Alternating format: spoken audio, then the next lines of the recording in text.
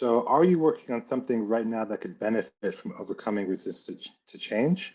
So we've got a quarter of people, so a couple people who are right smack dab in the middle of one, 40% saying that they do often, and another 38% that not yet or not at the moment, but will soon. So cool. So it's good to see that it's relevant. Hi, everybody. Welcome to, share my screen. Welcome to Grumbles in the Dark, brought to you by Carrie and Sina. So today we're going to talk about overcoming resistance to change in organizations, especially when they're hybrid. So when you have some people in person, some people remote. And just as way of background, I am the CEO of Pullpath. It's a stakeholder activation system. We're joined by my co-founder, Brandon, and Rosette is also here, and Carrie, who was recently joined as our awesome advisor and chief evangelist. And because Carrie is such a rock star, I thought it would be good to give a quick intro of Carrie. It's going to be a little bit formal, but the rest of it, I promise, will be informal and very sketchy. So here we go. Wait, Sina, is this where you embarrass me? Okay, I'm going to try. I'm going to focus on making this as formal and dry as possible so we can get to the good stuff. No, I'm just kidding. So Carrie Santos has spent her career working to improve the lives of others around the world, especially people coping with natural disasters and armed conflicts.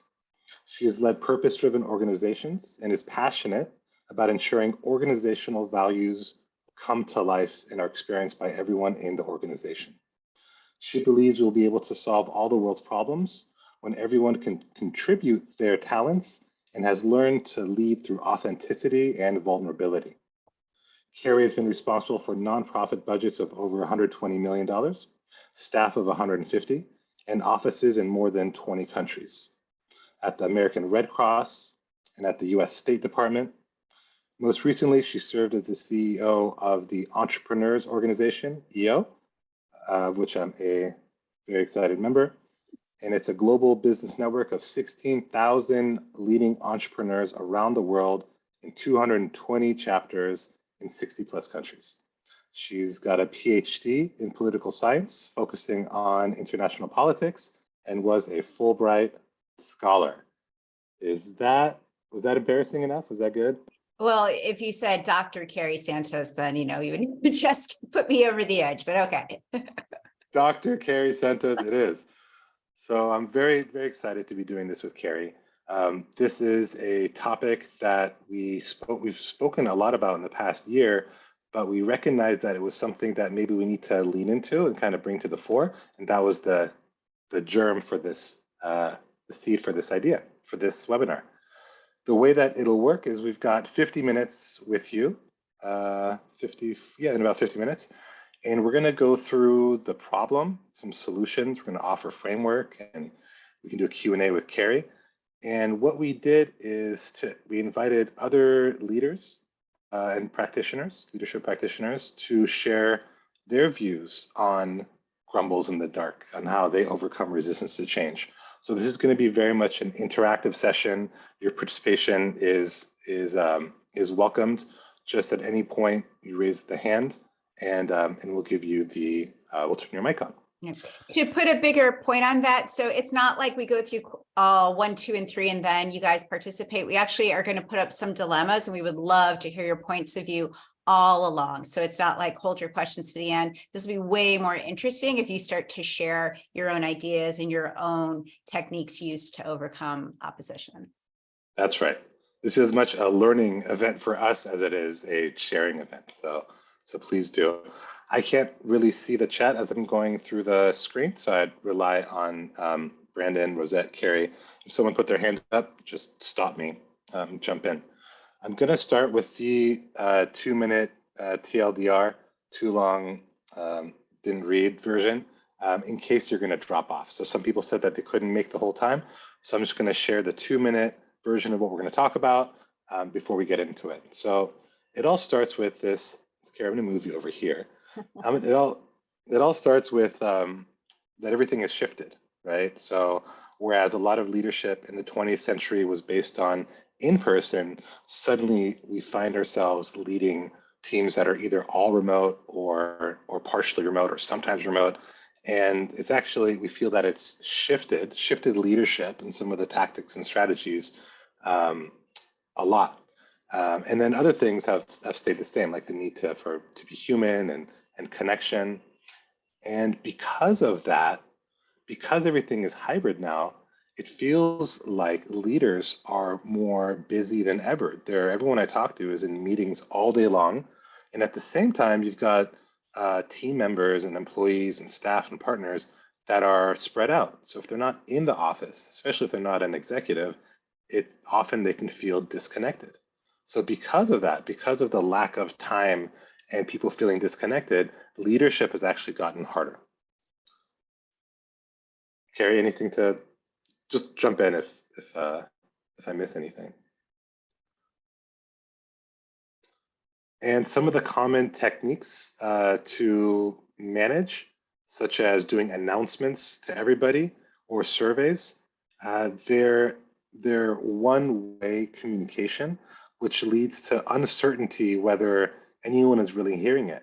So even when you do a town hall, if it's remote, you got 100 or 1,000 people on the screens, you're not really that clear whether people are truly understanding or aligned because there's only it's largely one way. And same with surveys. If I'm a team member, an employee at a company, I'm not really sure if I'm being heard oftentimes. Because of that, a lot of the organization are lurking, just like in social media. You just scroll through stuff, but you don't actively participate. So we're not really hearing from people. And when it comes to grumbles, so resistance to change, we oftentimes hear a few people, like the squeaky wheels at the top, that are either complaining or just not agreeing, which is totally cool. But we're not seeing below the surface that there might be a lot more grumbles. And there is no way of knowing unless we talk to people anecdotally, or if we do a survey or something. It's really hard to tell who is grumbling, what they're grumbling about, etc.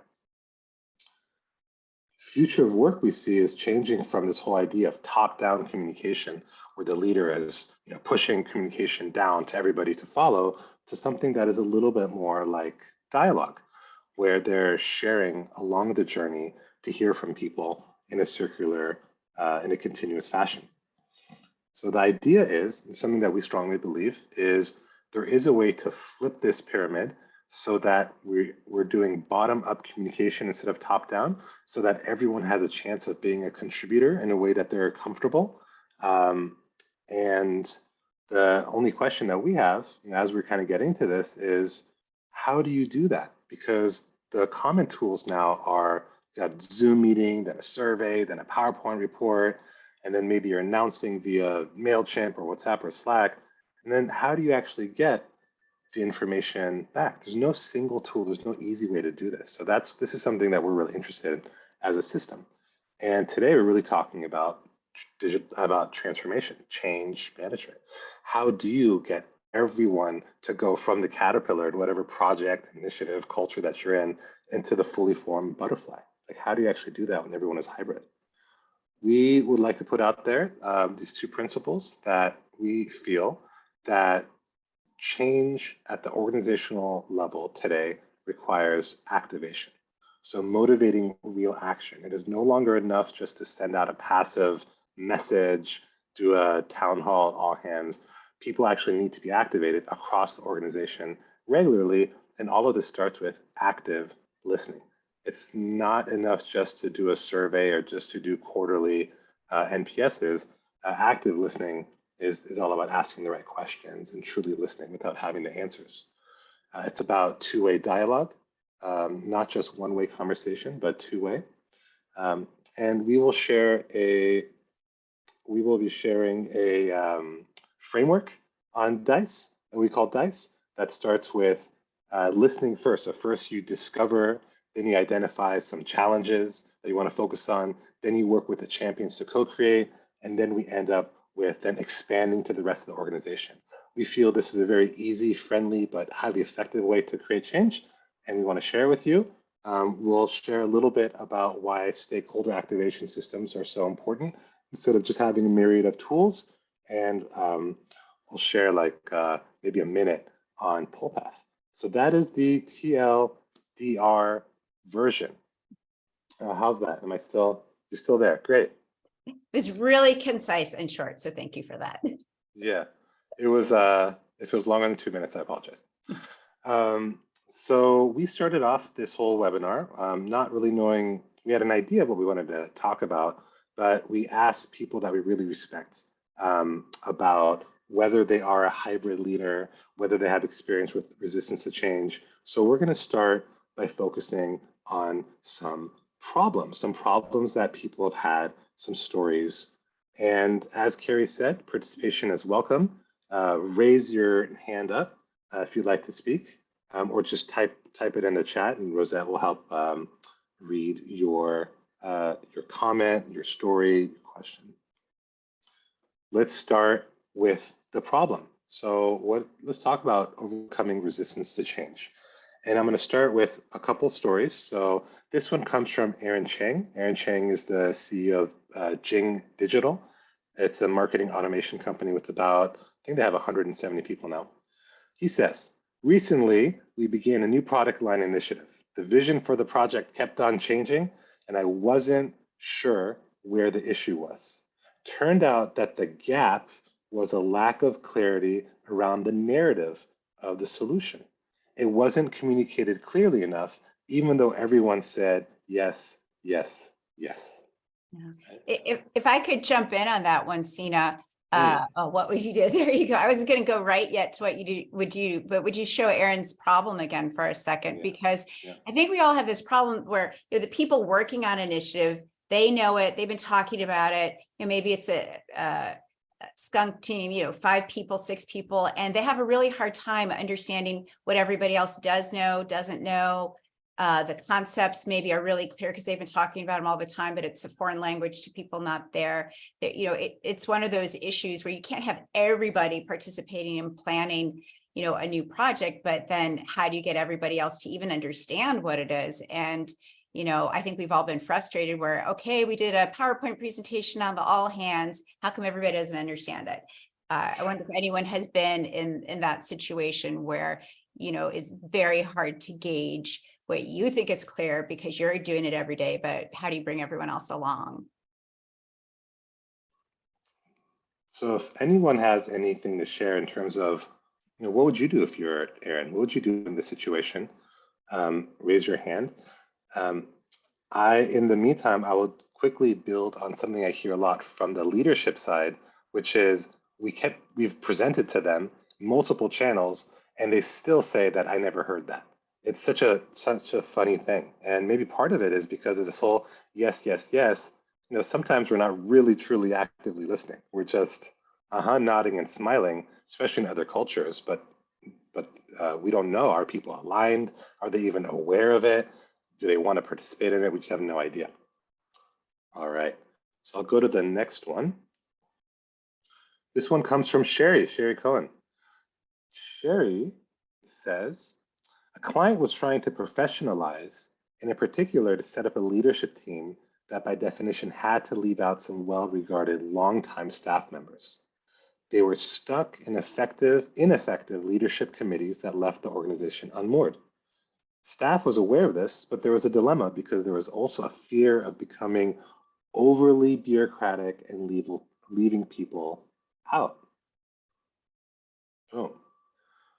That is such a cool dilemma because there's something good the whole organization needs, but there's also, downsides, there's losers. And with a more sophisticated communication strategy, you can find a way to represent those different points of view, talk about them, have them weighed, have them reflected back at everybody, as opposed to just, hoping everyone shuts up or, that you could somehow push out those who are afraid of being left out. I mean, it's a very common problem that in any change we're going to do, there's going to be sort of losers. And do you just want them to put their heads down, or can you find a way to represent what they're losing? By the way, Sherry, I'm sorry if that doesn't look exactly like you. No. Some people I didn't have their photo. Another common thing just to build on this is that we want everyone to be involved, but how do you actually do that? Most people have the 20th century, like let's have a project team all together. But once it gets a certain size, it's just not possible to involve everybody. So there's this question of who do we invite? Kind of like at my wedding, there's a whole, debate on like, do we invite that person or not? And we are of the belief that you invite everybody. But I'll get to that point. All right, next. This one comes from Sarah. Yay, Sarah, Sarah. Sarah says, as the newest team member on a consulting team, I was responsible for leading our transition to Microsoft Teams.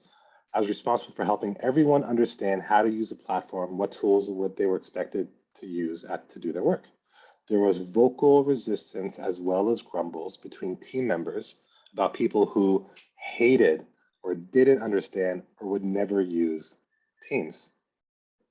I can relate to it, yeah. And this one is great because it seems like probably for Sarah, she didn't have the option to say, hey, we've heard everybody, we've listened, and we're just going to throw away our Microsoft contract and we're not going to use it. That was probably not an option, and certainly maybe not a career enhancing option for Sarah. But so then what's the other choice? What's the other way to help, positively and constructively air some of that resistance, have people feel heard, and not just like, oh, they're steamrolling over us again. We all said it was stupid. What are we going to do? I don't know if Sarah feels willing to tell us what she did, but I'm not going to put her on the spot. She can raise her hand if she would like to say how she was getting over this. She's very no pressure, Sarah. Yay! Sarah put her hand up. I did. Hey, can you guys hear me? Yeah. Yes. Hey, Sarah. This is a new platform for me. So I'm in the midst live of a transition to a new technology. Yeah, this one was, I still actually hear this all the time. People who are new to Microsoft Teams tend to not really like it.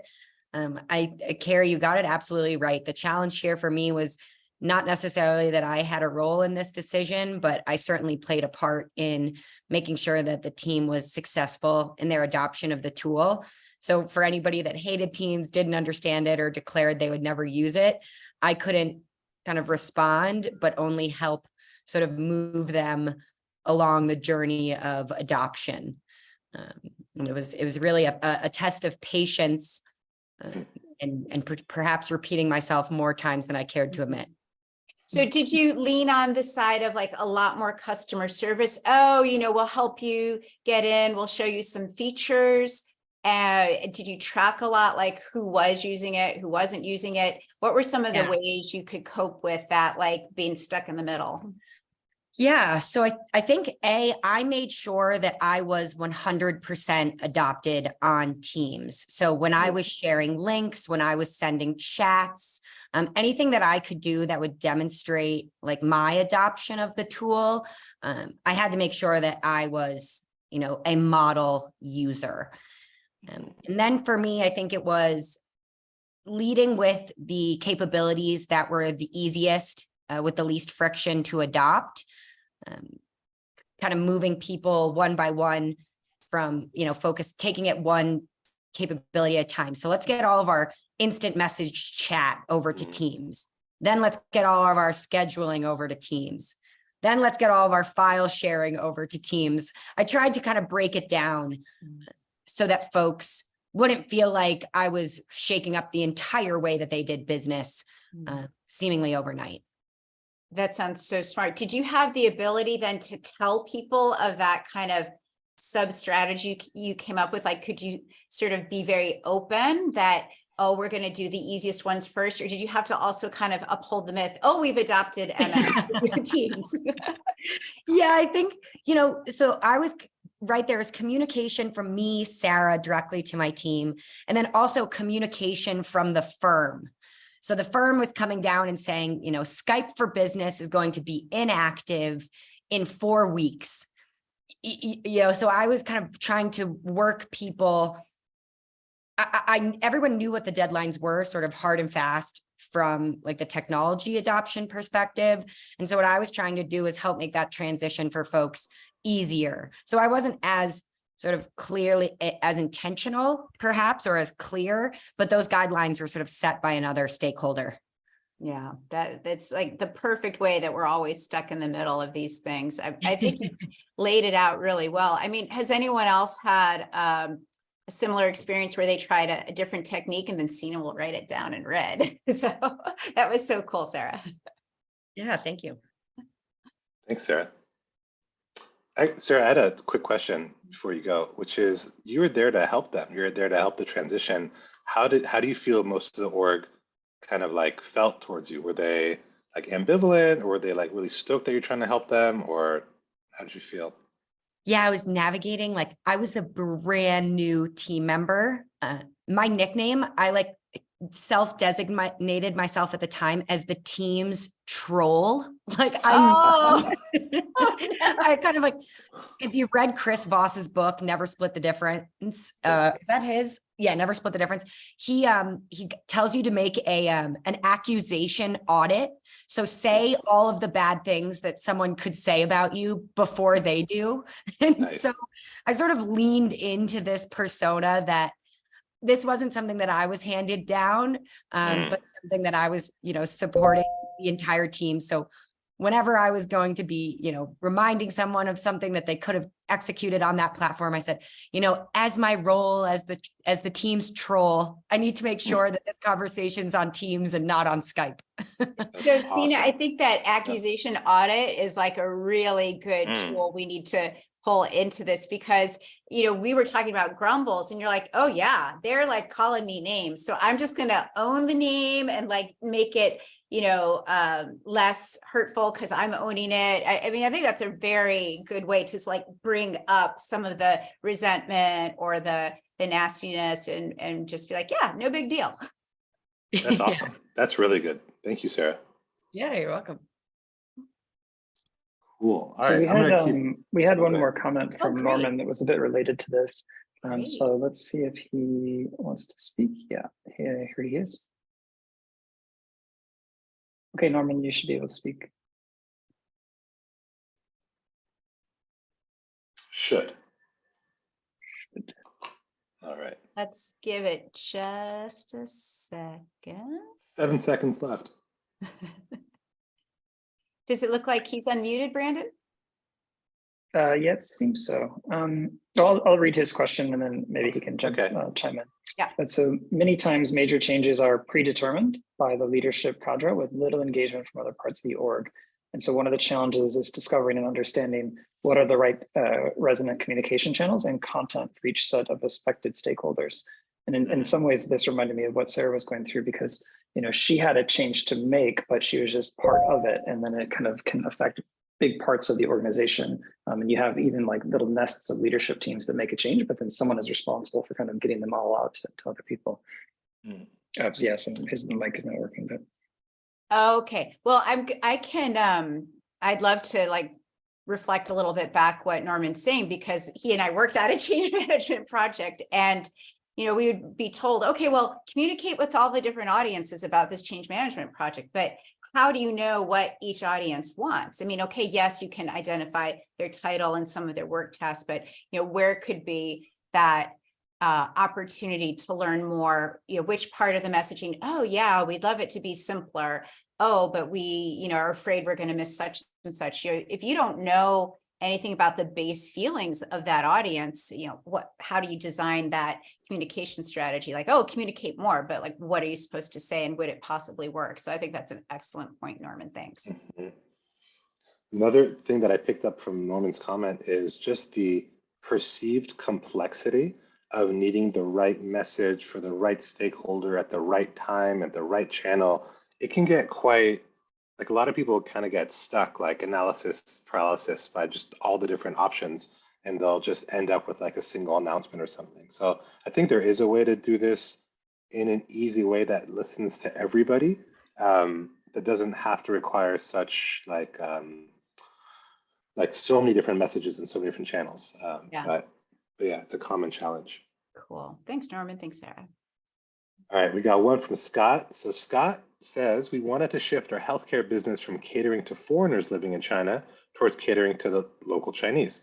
Our staff, who are all Chinese, raised very soft questions about whether the Chinese patients would choose a foreign doctor, but nothing explicit or directly questioning.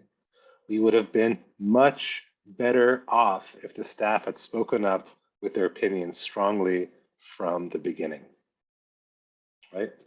It's for so many people, it's easier just to kind of be quiet, just keep your head down, do your work, as opposed to shake up the waters. So that totally makes sense. Now, Scott's not on the call, right?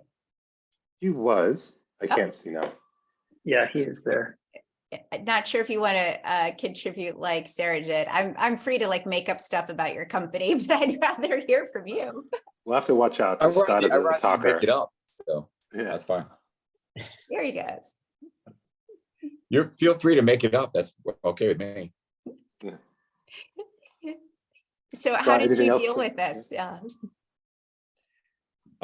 Well, we did was, the issue was we had gone through, had met with everybody, everyone was involved in all the decision making. And no one raised real concerns until after we were in, and it was far more challenging. And we needed to take really significant steps and build our own channels. And the attitude was, well, of course you do. And I was like, that's an awesome comment, which would have been much better off 9 months ago. Yeah. Right. And so the issue is, how do you get people really to contribute forcefully, or at least openly in the beginning when you're brainstorming ideas before you actually jump in? Because I don't think it's a Chinese issue. I think it's really a issue across the board. Absolutely. Unless you're at an Israeli company, and then you have the other problems. That's funny. Can I ask you a question, Scott?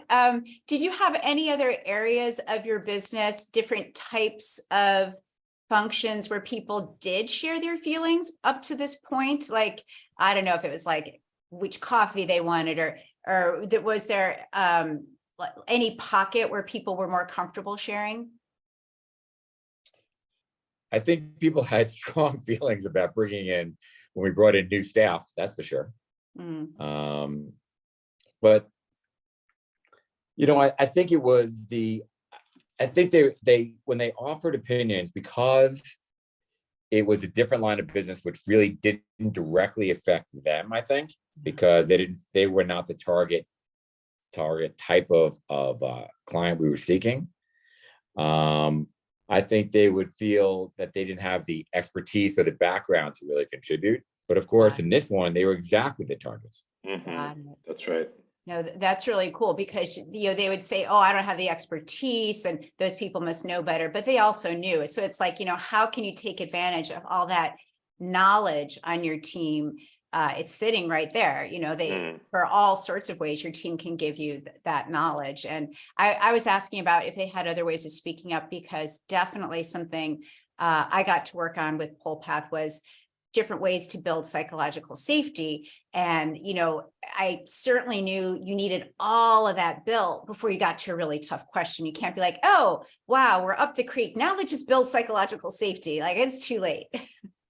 Right. Well, we were really fortunate in that we did not have a lot of staff cycling through. Our staff, were part of our teams for a long period of time. And so, they certainly didn't have any hesitation to patting me on the belly when I came back from vacation, pointing out I put on a few pounds. But, when it came to something like this, it was, I think it was, and I've seen this before, is people are very hesitant about, especially I tend to get pretty excited and passionate about an idea. I think they feel, oh, I don't want to damper his enthusiasm or tell him he's wrong. When of course, usually when I seek, like, and it's not the case when you get very high ranking, like I usually put together boards of advisors. And the first thing I tell them is, I never need applause. Tell me why I'm wrong. Like, that's what you hear. So I'll use that as a segue. Don't give me applause. Tell me what I don't know. Tell me the blind spots. So much of what we learn from EO and Forum, which is helping to see each other's blind spots, is applicable here. Is if we can create enough trust so people are okay to share, And if you keep telling them that, like, don't give me applause, like, tell me what I don't know, tell me what I need to know, then through time, I think that that they would. But we're all programmed, I guess, not to do that, right? We want to be nice, not make waves. Yeah. All right. So just for the interest of time, I'm going to keep going. Now I want to turn it over to Carrie. And I thought it'd be cool if you wanted to share a story of when you encountered grumbles or resistance to change at any of the organizations that you've been at, whether it's State Department, Red Cross, Entrepreneurs Organization. Yeah, I think I'll probably start with Entrepreneurs Organization, although there's some examples from strategic planning at Red Cross that are relevant to everybody. But I'm so glad Norman here is on the call because he was front and center for a lot of this and also inherited a project that, very much like Sarah, oh, here, you're new, you're in charge of this. But we had a CRM that was in urgent need of being replaced and basically wasn't even being supported by Microsoft anymore. So it was like a do or die. We've got to move this massive CRM to a functioning platform. My first day at EO, my team, I was asking them all these questions about our customers. Oh, what verticals, what this? And they were like, oh, we don't know because the CRM is broken. I'm like, well, I don't think you can break a CRM. But one of the issues was that we had an open CRM. And so our 220 chapters around the world, we gave access to everybody, to chapter staff, to volunteers, volunteer boards. So like thousands of people were typing stuff in the CRM. So you can imagine that, the phone number field didn't have phone numbers, that pretty much every field was wrong. And so we were moving to a new system where we would control the data input and we would allow members to update their profiles on their own, stop the chapter staff from doing it for them. And while we had a huge, great plan for how we were going to roll out the CRM, we had this nice structure. Everybody tells you about, a steering committee and SMEs and all these different people involved in the organization on how we were going to roll it out.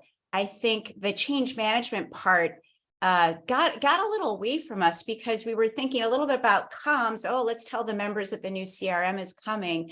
But all of the people who are going to be impacted downstream by not being able to log in and be in charge of the CRM, cutting off access from, let's say, 2,000 people down to 120 was pretty drastic.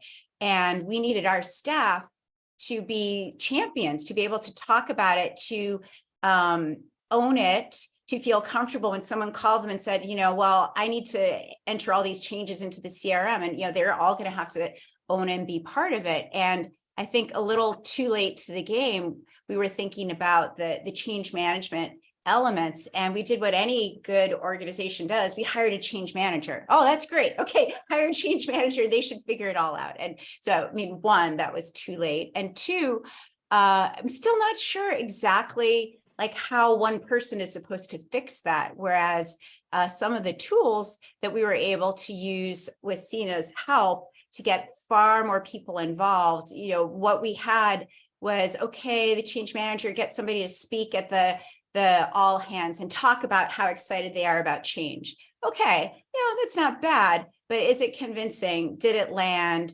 Was doing that once at a town hall enough? Do we do it like every town hall? It just seemed like we did not have enough tools to help us work through a very disruptive change. Yes, everybody wanted the new CRM, but the pain it was going to take of saying no to, a couple thousand people seemed really not worth it. And I had wished that we had something like Pullpath again at the beginning to help us find a different way to bring champions to life versus, okay, put the champion, people from around the organization, we found some champions, give them the mic and have them talk once a month on a town hall. It just did not seem enough. And we did not do it, early on, far ahead. When people like Norman came on, he's like, okay, Carrie, we need some change managers to help us. So, but even so, I felt like there could be a lot more tools. So how's that for enough of a story, Sina? That is a great story. And it just reminds me that I was pushing hard for the people responsible for that I think I was calling it transformation champions or something like that. I was pushing for a program where they would involve everybody, not just staff, but members, to be involved in the journey and the decisions. So you have thousands of champions when you launch it, but I was not successful. Well, So and at that point, we didn't really have any way of thinking about involving 1,000 people. That was just so far beyond the way we operated. We're used to maybe 20 people on a task force, or 10, maybe 10 representatives from 10 regions, maybe, we just did not know how to deal with that kind of size. And certainly without just letting off a revolution, like what, we're going to let 1,000 people tell us all at once how much they hate this, like Sarah heard. Yeah. None of us want teams, Right. Yeah, that's interesting. Yeah, they recently, I read something that said, don't ask people what you should do, ask what they would do if they were you in this situation. So I find that advice giving is quite helpful, versus just a survey of like, how is this project or how are we doing? It's become so black and white. Right. I mean, absolutely. Had we done something like asking our team, how would you engage more chapter staff? How would you engage our members in China who aren't reading English? That, and then when they start to get involved in the solutions, I think that's one of the keys to buy-in. Is that what we're going to talk about next? Did I just like start to Nope, it's all good. It's actually good. So, and in the interest of time, we couldn't include all of the problems that people sent in or all of the solutions. So what I'm going to do now is I'm going to go through some of the solutions that were shared with us before we offer the framework that we use that we find helpful. So I'm going to go through this kind of quickly. So Aaron Chang, he said what he does is Socratic questioning. So very hard not to jump in and give solutions, but sitting back and guiding through questions always works better. That's right. So asking questions instead of just telling. Carrie, any builds? Well, I think that's great in a one-on-one. I wonder how Aaron does that if he's got 100 or 1,000. Or 1,000. Yes, that is right. And a lot of these things that I hear, I do feel that it is kind of feels more one-on-one-ish. So we'll go to the next one. This one from Sarah. Yay. Giving team members the opportunity to participate in the decision-making process. Absolutely. Unless they're going to overturn MS Teams. They can't decide that. That's right. Yeah. So it's the whole, they cannot decide, but involving them, allowing them to participate, there's a nice balance there. So number 2 is education, not just how to respond to changes, but also why the change is happening. We hear this all the time, right? Why? Explain why. Start with why. Focus on the why. Otherwise, people just kind of just ignore it. Right? Number 3, being open to feedback and being available to offer one-on-one guidance. That is also very good. Karen Eber-Davis, she says, give everyone a chance to share what's going well, what could be better, and how you might get there. Craft the initiative and next steps with that advice in mind. Yeah, I love that because Karen's captured that point of advice, instead of people just sitting back on the sidelines like, oh, Sina's going to screw it up. Oh, Carrie and Sarah aren't doing a good job. You ask them how we might get there. And then once they start to use their brains, their creativity, I think you're probably more than halfway there in solving the problem. Does that look like her? No, that's okay. Sorry, Karen. All right. Next, we got Mike Smolin. So Mike Wait, does that look like Mike? I gotta know now. So actually, he would say no. He thinks he's more handsome. But Mike is the, what is he? He might be the COO of a company with like 30,000 people. So he really knows what he's talking about. He says, be in the detail, listen to all the dissenting voices. So actively seek them out and listen to them and talk last in the room. Yes, elegant. Nicole says, hear the concerns. Like yeah. She does? Awesome. Yeah. Hear the concerns and be able to demonstrate how you took those concerns into consideration. Demonstrate the benefits of change, focusing on the immediate low-hanging fruit.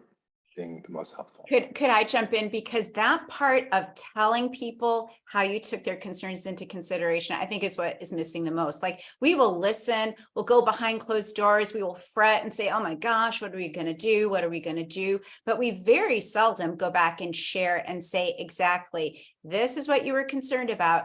This is how we're taking it into consideration and owning. Oh, we're only going to be able to take 20% of this into consideration. But I think people appreciate that honesty as opposed to, oh yeah, we listened to everybody. And then they say, but nothing changed. And then the chance that people speak up the next time is going to be even less and less and less.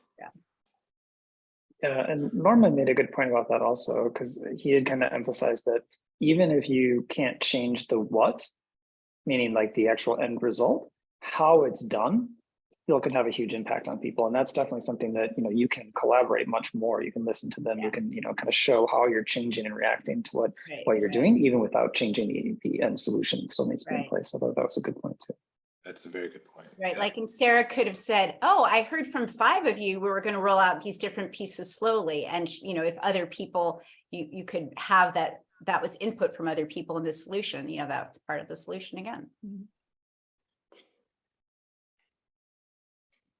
So out of all these different things, what they all have in common is those 2 points that we talked about earlier. The first is they involve activation. So activation is more than just engagement. I engaged somebody, they read the thing that I sent out. It's actually motivating action. They have to do something. So it's either they're having discussion or you're inviting their feedback, or if it's not active, then it might not work because you're trying to create change. People are comfortable without little bits of action to lead to the big action. We're never going to get there.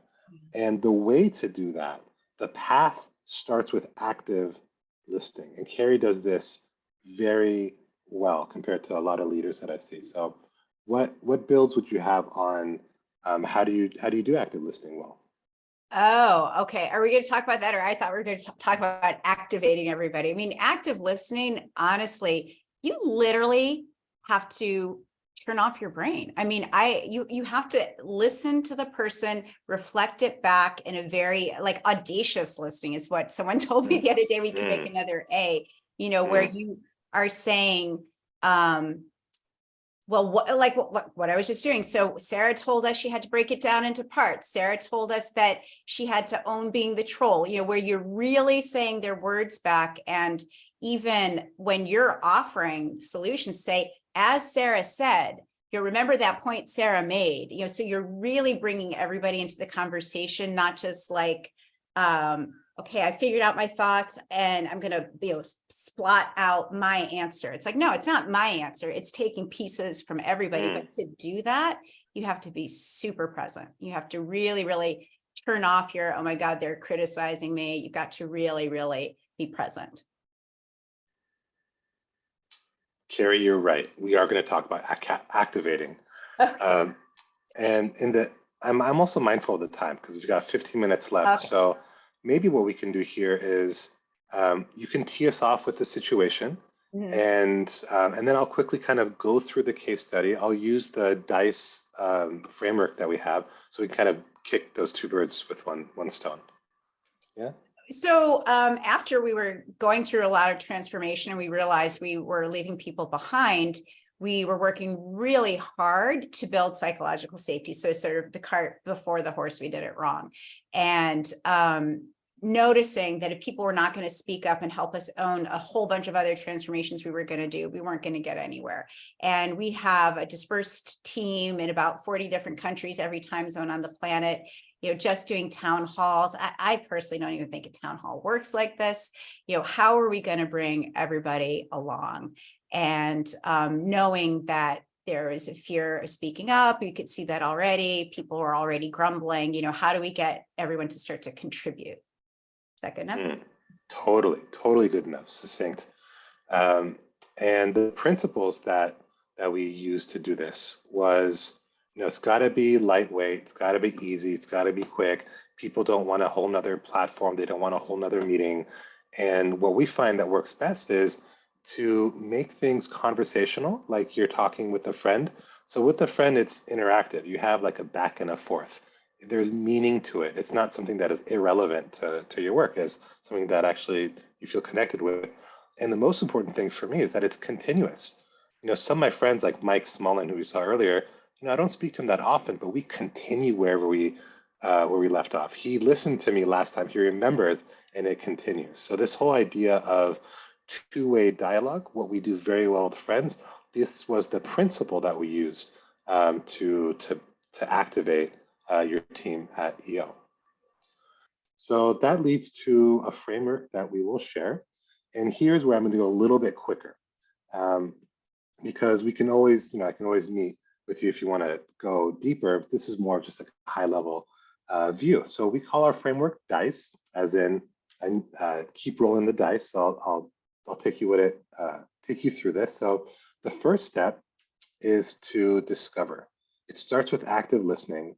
Let's discover what people really feel and what they think on any specific initiative. It could be on the cultural and values. It could be on a specific transformation project. Let's start with listening. And then from there, what we want to do is we want to identify what the resistance is, what the grumbles are about, what the ideas are, what the different opportunities and approaches might be. And what always happens is that you have a group of people, when we do this, that really want to contribute and they want to be involved. And it's with those people that we co-create the content. So it's not all coming top down from Dr. Carrie Santos, the CEO, it's coming from them. And with their content, with their ideas in the comments, oftentimes that could be shared in other channels so that more of the organization can be touched by them. And I'll take you through how DICE works. So for example, when it comes to discover, it all starts with listening. So this was the very first screen that Carrie used. So she said, she sent a link, I think it was in WhatsApp or on the same page, and it says, thanks for your advice, thanks for participating. When you're ready, click below. And it was, people just had to click, I'm ready to begin, I'll do this later. They had to do something to continue. And of course, most people said, I'm ready. And our system is gamified, so the more that they participate, the more they get. And we're asking in this discovery stage, do you like this idea of points and should there be rewards? Half thought it was great, another third thought it was good, and some people think that it's not a good idea. And it depends on the rewards. Totally fine. This helps us kind of craft the program. And the fact that not everybody, we didn't get 100%, it kind of shows people are being honest. I love that. Like if you don't get that 1% saying it's a bad idea, then we didn't ask the question right. That's right. That's a good indication of not psychological safety. So everyone's always yes, yes, yes. And in that first one, we started talking about things like cross-functional collaboration. And this is a great example of honesty, where people are not all saying, yes, yes, yes, it's working great. In fact, a third, 2/3 are saying it's working okay, or it's not working well, or it's not working. So great example off the bat, we're getting an idea of people's honesty, of their participation, and where we could use some support, where we could help. Then we talked about Carrie's message that week was about a project at Google called Project Aristotle. And building effective teams, yeah. Effective teams, what are the 5 key characteristics? Dependability, clarity, meaning, impact, psychological safety. And then the action was for people to pick. And 67% said, I feel psychological safety is most important. So that then led to the next bit. So before we did the next iteration of this, we asked people, how was it? So how would you rate it? And some comments. So this was actually a lower score than what it ended up being throughout the year. It was just the first one. And we get a sense of what people like. So they like the conversation. They like the opportunity for being asked and heard. They like that we're tackling 2 of the organization's biggest challenges, and they're excited to see the changes. You're Karen saying, thank you for allowing us to share thoughts and experience. So this is great. From there, we go to I. And part of identify is to see who was involved. So in the beginning, you get a little bit of a leaderboard. So everyone here is tied at 360 points. We've got Carrie, the CEO, at the bottom, but still tied for 5th place. And we start to say, like, well, okay, last time you guys said psychological safety was an issue. How is it? Are we safe? Are we not? Some groups do, some don't. So this gives an indication of what direction to go in. And if I could chime in, Sina, so people were already saying something that they weighed in on psychological safety. We were following up on. It wasn't just something that went into our heads. It's like, oh, you guys are telling us this. That's why we're digging in. That's right. And from there, because we knew that this was such an issue that we wanted to kind of solve, we then started sharing more stuff. Like we would share what happens when you're not feeling psychologically safe, like, people laugh at me, or what should I say? Does my idea make sense? And then we ask people, are you comfortable? So a third are comfortable, but a lot of people aren't. And that led to, let's continue the conversation. So we would give suggestions on how to boost psychological safety, give a few tips, and then what's one thing that you can do? And we would ask for their tips. And this is where we're getting into the next part of DICE, which is the C. And the C is for co-create. When we ask people questions like the tips, what are some tips that you shared? Then we would share this back with them. So these are all tips from people. Be vulnerable, embrace new ideas, practice active listening. And then we would ask people, which one of these are the hardest to adopt? And so being honest and outspoken about my feelings was the hardest to adopt. And so you can guess what we did is we can go from there to the next one saying, well, you guys said being honest and outspoken is hard, right? And we show them that most people said that being honest and outspoken is hard, right? So we're reflecting back. And then we can ask people for, why is it that people don't? And fear of acceptance or fear, what will people say, being honest. So we're getting people to think about empathetically, why is it that people who are not honest and outspoken, like what is stopping them? And similarly, another way of co-creation is, people said, how safe do you feel your group members feel when taking risks? Well, if people are just okay, then let's share this back with them. And what do you think? And you can see that only 5% say this is pretty good, right? And it's obvious, but sometimes it's important for people to see that it's a little bit lower, and I know we can do better. And we're always sharing the responses. This is always public. It's not a survey that kind of goes away. Everyone can see the responses. And that leads to the E in DICE, which is all about expansion. So when people share their tips on promoting psychological safety, these would become visuals that go into the next Pullpath in their next update. Or it would become like flyers that could be shared in the intranet or in WhatsApp. And some of these were kind of like longer flyers. So these are examples of updates, for example, that people gave. On the right. On the right here is people are committing to improve cross-functional communication, because that's really important. So we're getting their tips and tricks. So even if someone is not participating and doesn't want to be involved in their voice being heard, still this can create a lot of great content to reach them in other places. Other types of things were video updates from people, or what are your themes for the year, or tell me something about yourself that I might not know. All of these different things to make people not just talk about psychological safety, but also, what are you and who are you beyond your role, so people feel more connected. And that is the very high level approach that we used in helping Carrie activate her team. Yeah. And this is all under that when we talk about this, we talk about 21st century leadership. So maybe in a minute or so, Carrie, how would you describe this concept of 21st century leadership? What is it? How is it different? And what's at stake? Yeah, I'll just give 2 bullets because I want to leave some time for people, which is a sign of 21st century leadership. It's listening first. I really think CEO should be chief listening officer. This is something Sina's really helped me with. I'm not going to take credit for that idea because we co-create. And there has to be accountability and structure for listening. It's not just Oh yeah, you read these tips. Oh, you should listen. Well, how do you know you're doing it enough? When you use a tool like this, you can see, did people hear your message? Are they even aware of what you said in the last all hands? You come back at a regular rhythm. They can see that you're listening because you show them in your next comments, hey, you guys said this. And you have to put out there what you're going to do in response to what they said. I think that was Nicole's point.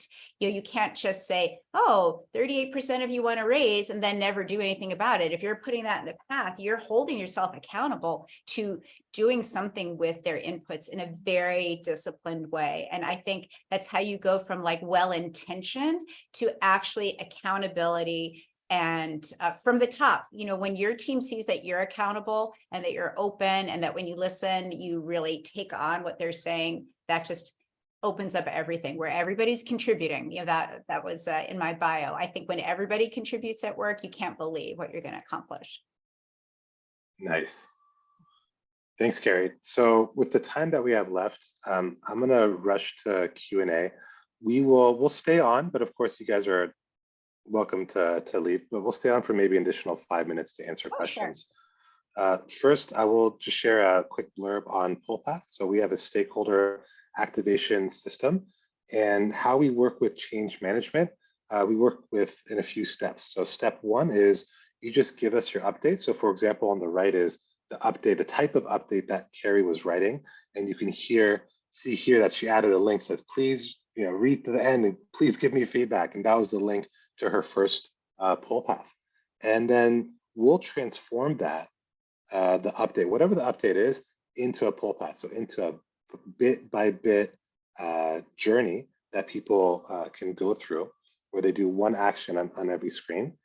And what Carrie got in this case is you get replies. You see it in real time.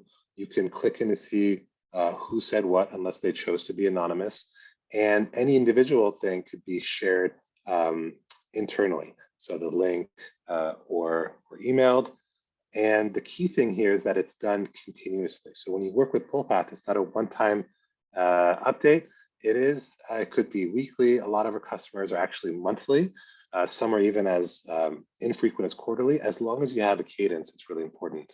And then finally, we also offer design support. So Carrie has a really nice yearbook that she'll be getting soon with all of the content in it.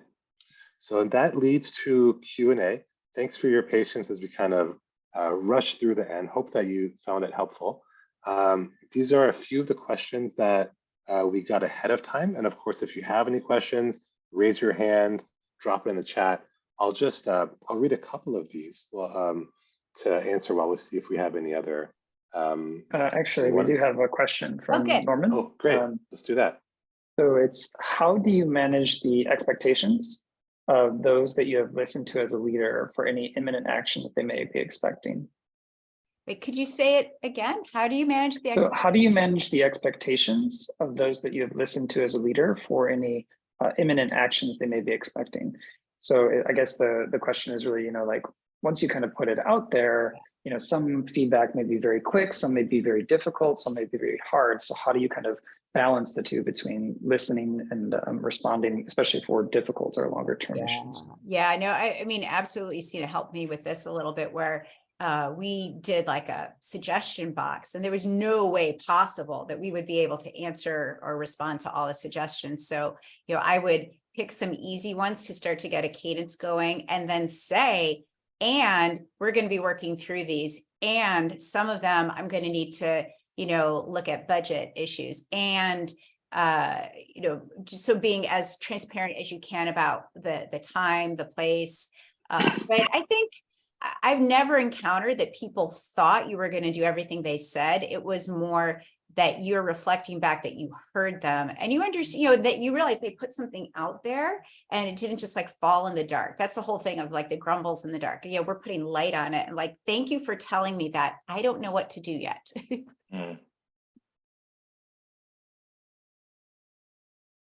Nice. The other thing I was just to add to the expectations is in the language, it's important to just, it's what would you do? So it's not a vote. We're not asking you to vote. We're just telling me, because I'm not really sure what to do, as Carrie said, what would you do? And then from there, it's great if we can then curate and surface the helpful suggestions. We can even help to curate those that were maybe more angry. Sometimes that's merited, just so that you can then have everyone else reflect on it. Oftentimes you'll see 90% do not agree with that person who's very vigorously resisting. That's a great way to manage. Thanks for the question, Norman. Thanks, Norman. So let's do a couple more before we turn this off. So, is hiring a change management expert to help with management and implementation a good idea? I think absolutely, if you have them involved at the beginning. I think one of the issues can be if everyone thinks it's one person's problem, as opposed to the entire organization buying in. So if the change management expert is really, well integrated and can really help use tools like this to get everybody involved. But if you think that a person can just do change management without your whole team, all your supervisors, all your staff, it's definitely not going to work.